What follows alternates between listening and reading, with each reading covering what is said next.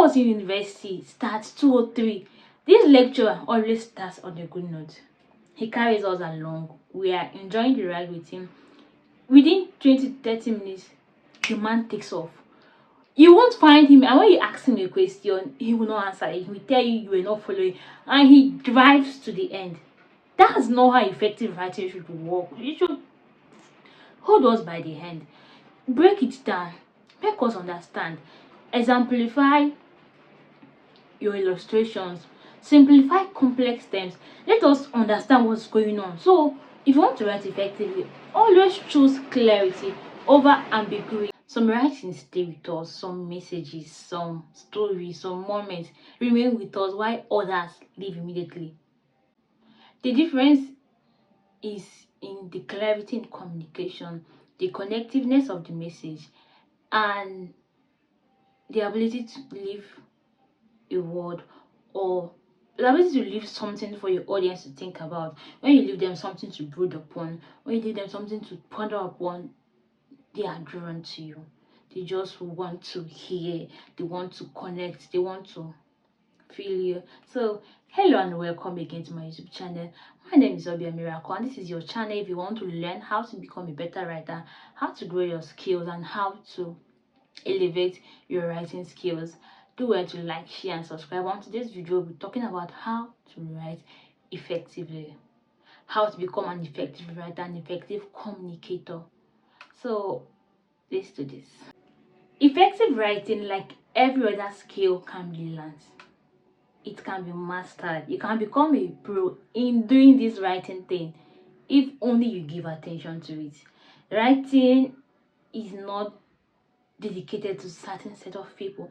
It's not, yeah, I get there are people that were born great writers, but great writers are not born. They are made, they are trained, and there's process all of these things. So on today's video, I will be teaching you how to write effectively.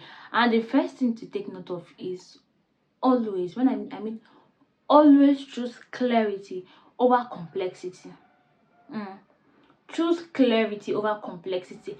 Choose clear communication over trying to sound smart and intelligent. I have people that, because you learn new words, maybe you saw in a movie, you love to read, and then you're always trying to bamboozle us with grammar. At the middle of the journey, we are lost. When I was in secondary school, I have this teacher. No, when I was in university, starts 203. This lecturer always starts on a good note. He carries us along. We are enjoying the ride with him. Within 20-30 minutes, the man takes off. You won't find him, and when you ask him a question, he will not answer it. He will tell you were not following, and he drives to the end.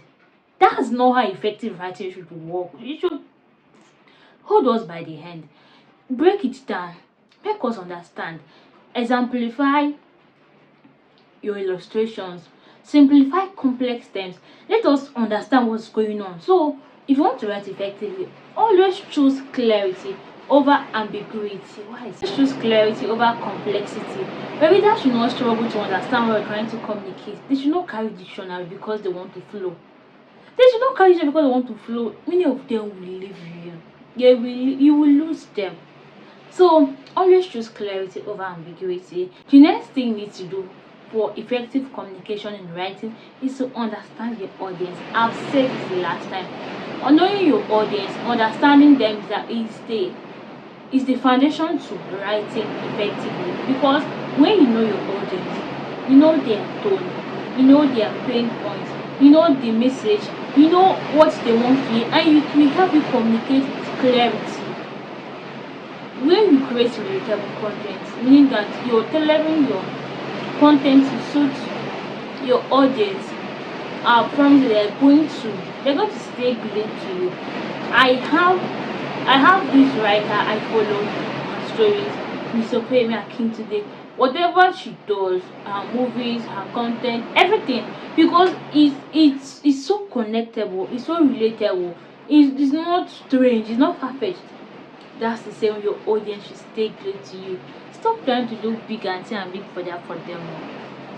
And then create structure for your writing. Your writing should have a clear structure.